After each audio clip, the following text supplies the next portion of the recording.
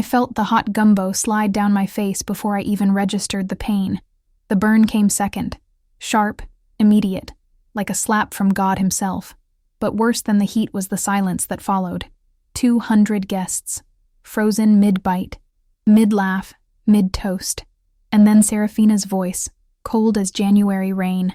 "That's what you deserve." I looked at my son, my Orion, the boy I'd raised alone, the man I'd loved beyond reason. He stood there beside his bride, arms crossed, jaw tight, and then he said it. "She's right, Mama." I didn't cry, didn't shout. I just turned, gumbo dripping from my chin onto my good dress, and walked toward the exit. But before I pushed through those double doors, I pulled out my phone. One call, 3 words. "It is time." That's when everything I'd built in silence began to fall into place. If you're new here, welcome to Every Smile Hides a Story. We're just getting started, and every single day will bring you a new story about the strength hidden in ordinary people. Hit that subscribe button, you won't want to miss what's coming. My name is Zenobia Washington, and I'm 59 years old.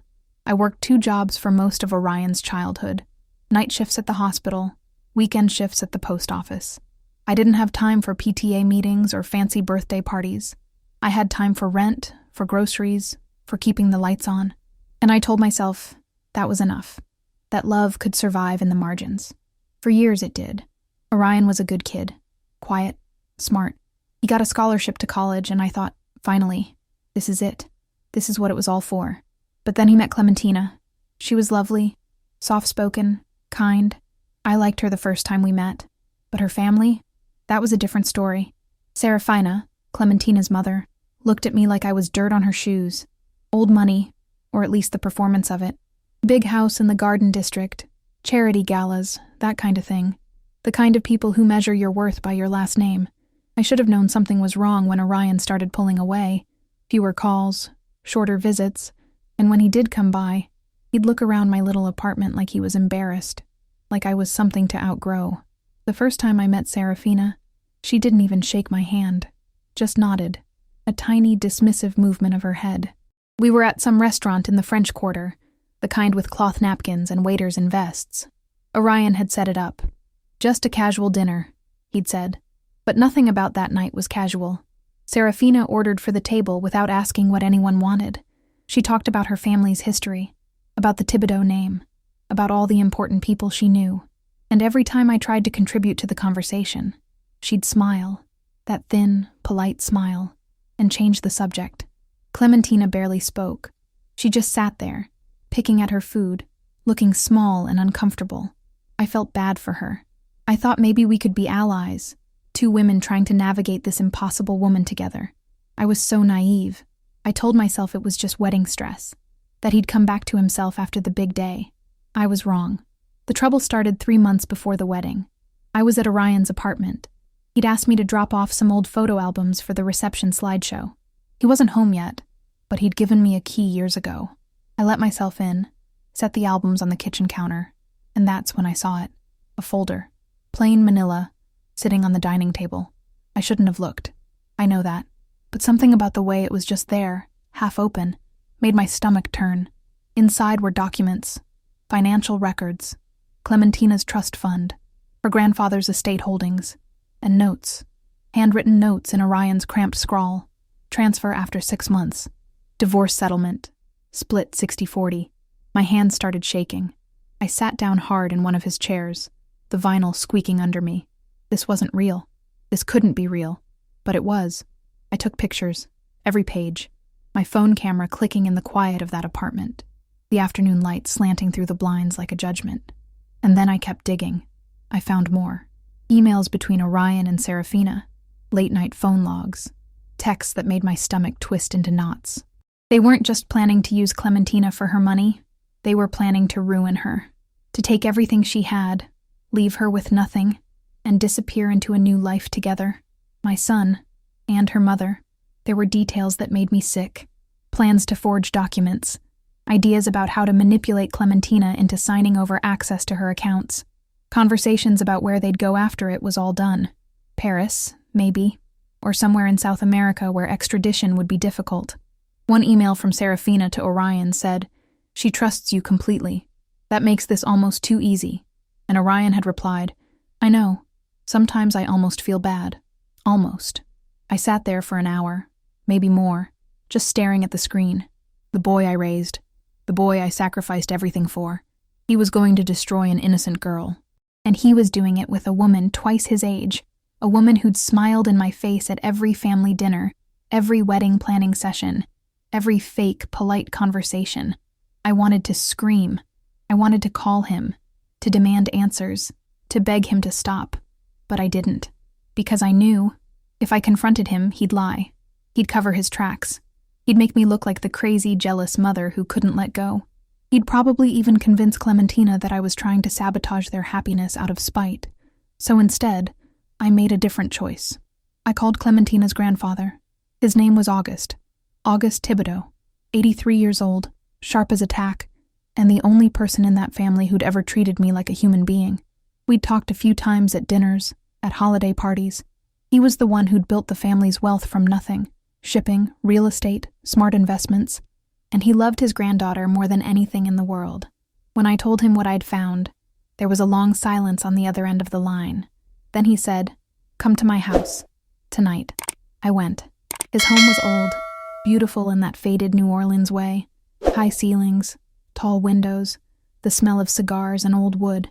He poured me a glass of bourbon and sat across from me in a leather chair that looked like it had been there since the Civil War.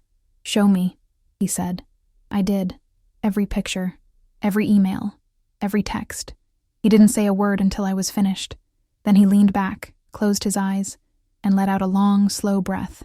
"Serafina's been bleeding me dry for years," he said quietly. "Bad investments, gambling debts. I kept bailing her out because of Clementina, because I didn't want the girl to suffer for her mother's mistakes." He opened his eyes and looked at me. "But this I won't forgive. What do we do?" I asked. He smiled. It wasn't a kind smile. "We let them think they've won, and then we take it all away." We spent 3 hours that night going over everything. August told me things I hadn't known. How Serafina had been pushing Orion and Clementina together from the start. How she'd orchestrated their first meeting at a charity event. How she'd been grooming my son for months before he even realized what was happening. "She's a predator," August said. "Always has been. She married my son for his money, then ran through it like water. When he died, she thought she'd inherit everything, but I'd already put it all in trust for Clementina." He poured himself another drink. "Serafina's been looking for a way around that trust ever since. Your boy, he's just her latest tool." That hurt. Hearing my son reduced to a tool. But it was true. August looked at me with something like pity. "I'm sorry you're caught in this. I'm sorry I raised someone who could do this," I said. "You didn't raise him to be this," August said. "She made him this." I wanted to believe that. But deep down, I knew better. Serafina might have shown him the path, but Orion had chosen to walk it. The plan was simple. Brutal, but simple. We'd let the wedding happen. Let Orion and Serafina think they'd gotten away with it. And then, at the reception, in front of everyone, we'd expose them. August hired a private investigator, got more evidence, phone records, bank statements, even a recording of Serafina and Orion in a hotel room, laughing about how easy it was going to be. I listened to that recording once, only once. Hearing my son's voice, hearing him mock Clementina, mock me, it broke something inside me I didn't know could break. "Your mama looked so pathetic at that dinner," Serafina said on the recording. "In that cheap dress." Orion laughed. "She's always been pathetic. Always trying so hard. It's embarrassing. Once we have the money, you won't have to see her anymore." "Good," Orion said. "I'm tired of pretending." I turned it off, sat in my dark living room, stared at the wall. Part of me wanted to stop, to pull out, to let them have their scheme and just disappear from all their lives. It would be easier, less painful. But I couldn't do that to Clementina. And maybe I couldn't do it to Orion either, because letting him get away with this, that wouldn't save him. It would destroy him. He'd become someone I didn't recognize, someone I couldn't love. So I kept going, but I didn't stop, because this wasn't just about me anymore. It was about Clementina, about protecting a girl who'd done nothing wrong except fall in love with the wrong man. And maybe it was about teaching my son that actions have consequences. that you don't get to hurt people and walk away clean, even if it meant losing him forever. The weeks leading up to the wedding were torture. I had to smile, had to play along, had to sit through dress fittings and cake tastings and pretend I didn't know what was coming. Clementina would show me her wedding binder, her eyes bright with excitement. "I can't believe it's finally happening," she'd say, and I'd nod. "It's wonderful, honey." Serafina would watch me across the room, that superior smile on her face. She thought she'd won, thought she'd taken my son and turned him into her puppet, and that I was too stupid, too poor, too insignificant to fight back. She had no idea. The hardest part was seeing Orion. He came by my apartment once, 2 weeks before the wedding, brought me an invitation, hand-delivered. Like that made it special. "You'll sit in the back," he said. Not asked. Stated. "Okay," I said. He looked around my apartment, at my secondhand furniture, my chipped coffee mugs, my life. "You could have done better for yourself, you know, if you'd tried harder." I stared at him, this stranger wearing my son's face. I did the best I could. "Yeah," he said. "I guess that's the problem." He left, and I stood there in my doorway, watching him walk away, and I wondered if I'd ever really known him at all. The wedding was beautiful. I'll give them that. White roses everywhere, string lights, a jazz band playing soft and low. Clementina looked like an angel. Orion looked proud. Serafina looked like a queen. I sat in the back, alone. I'd worn my best dress, navy blue, simple, the kind of thing that doesn't draw attention. I watched my son say his vows, watched him kiss his bride, watched everyone clap and cheer, and I waited. The ceremony felt endless. Every word Orion spoke, "I promise to love you, to cherish you, to honor you," felt like a knife, because I knew they were lies. Beautiful, perfect lies. Clementina cried during her vows. Happy tears. She really loved him. You could see it in every word, every gesture, and that made it worse. August sat in the front row, stone-faced. We'd agreed not to acknowledge each other. Couldn't risk tipping them off. The reception started an hour later. Dinner was served. Gumbo, jambalaya, crawfish étouffée. The kind of feast that costs more than I used to make in a month. I sat at a table near the edge of the room, picking at my plate, watching Serafina hold court at the head table. She caught my eye once, smiled. That cold, superior smile that said you don't belong here. I smiled back, and then August stood up. He clinked his glass. The room went quiet. "I'd like to say a few words," he said. Serafina's smile faltered, just a little. August pulled out a remote. A screen descended from the ceiling, and then he pressed play. The first image was a bank statement. Serafina's name at the top. Withdrawals. Thousands of dollars. Tens of thousands. The murmuring started immediately. Confused whispers rippling through the crowd. The second image was an email. Orion to Serafina. "Once we're married, we move fast. 6 months. Tops." The whispers turned to gasps. The third was a text. Serafina to Orion. "She'll never see it coming." The room exploded. Gasps. Shouts. Clementina stood up, her face white as her dress, staring at the screen like she couldn't believe what she was seeing. Orion lunged for the projector. August's security stopped him, and Serafina turned to me, her face twisted with rage. She grabbed a bowl of gumbo from the table and hurled it. That's when the hot soup hit my face. The burn was instant. I felt it splash across my cheek, down my neck, onto my dress. The room spun. People were shouting. Someone screamed. And then Orion's voice, cutting through it all. "She deserved it. She's been trying to ruin this from the beginning." I stood there, gumbo dripping down my face, staring at my son, and I pulled out my phone. It is time. The audio played next, the recording from the hotel room. Orion's voice, Serafina's laugh, every cruel word, every calculated lie. "Your mama looked so pathetic. I'm tired of pretending. Once we have the money, you won't have to see her anymore." Clementina collapsed into her chair, sobbing. Her bridesmaids rushed to her side. Orion tried to speak, tried to explain, but no one was listening anymore. August walked over to Serafina. "You're done," he said quietly. "I'm cutting you off. Every account, every property, every dime, and if you come near my granddaughter again, I'll have you arrested." Serafina's face crumpled. "You can't—" "I already did," he said. The paperwork was filed this morning. You have nothing, and my lawyers are very good at making sure you never get anything again." Security escorted her out. She fought them, screaming, clawing. It wasn't dignified. It wasn't graceful. It was the truth of who she'd always been, finally exposed. Orion followed, shouting, pleading, "Clementina, please, let me explain." But Clementina just shook her head. "Get out," she whispered. "Get out." The crowd parted. My son walked through them, head down, face red. He looked at me once, just once. There was anger there, and shame, and something else I couldn't quite name. Then he was gone. I stayed in my chair, gumbo still dripping down my dress, my face burning. My heart wasn't breaking anymore. It had already broken. Now it was just empty. Clementina came over to me. Her eyes were red, her makeup ruined. "Did you know?" she whispered. "Yes," I said. "Why didn't you tell me?" "Because you wouldn't have believed me," I said. "Not until you saw it yourself." She stared at me for a long moment. Then she hugged me, tight, desperate. "Thank you," she whispered. I didn't say anything. I just held her. This girl I barely knew. This girl my son had tried to destroy. August came over, handed me a napkin. "You should get that looked at," he said, gesturing to my face. "I will," I said. He nodded. "You did the right thing."